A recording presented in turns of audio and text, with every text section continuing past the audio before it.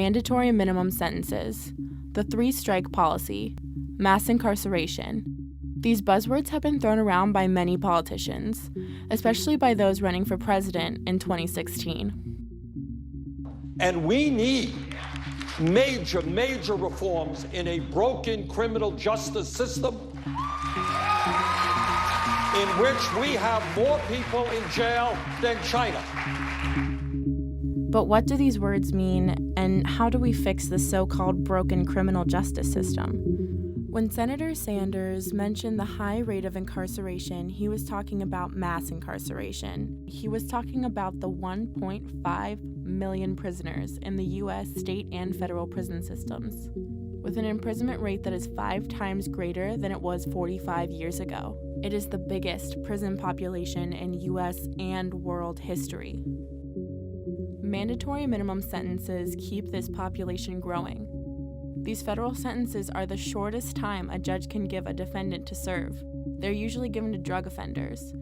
For example, a first nonviolent drug offense involving a little over 2 pounds of heroin requires a minimum of 10 years in prison. That's the same sentence that applies to sex trafficking children over the age of 14.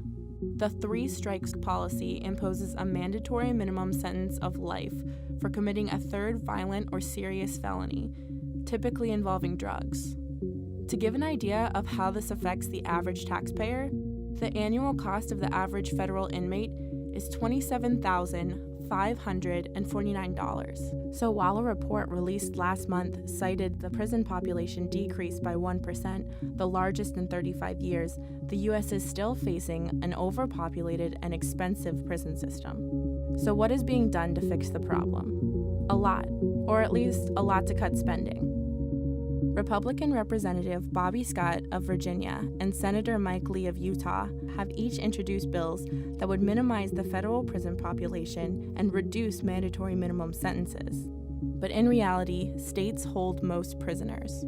Some 30-plus states have reached out to research-based groups. The groups help make data-driven policies that will cut spending and put those savings back into programs and communities to lower recidivism. This is done through the initiative called JRI, or the Justice Reinvestment Initiative.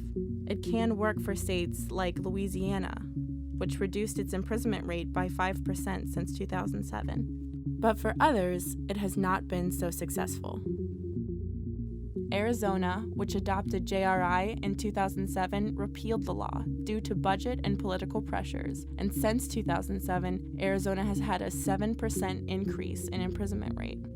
In contrast, New York, New Jersey, and California have developed their own policies. Each has reduced imprisonment rates over 8 years.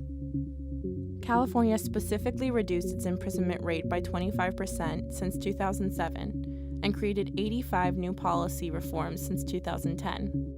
This data shows that while policymakers are working to mend a broken justice system, there is still more work to be done.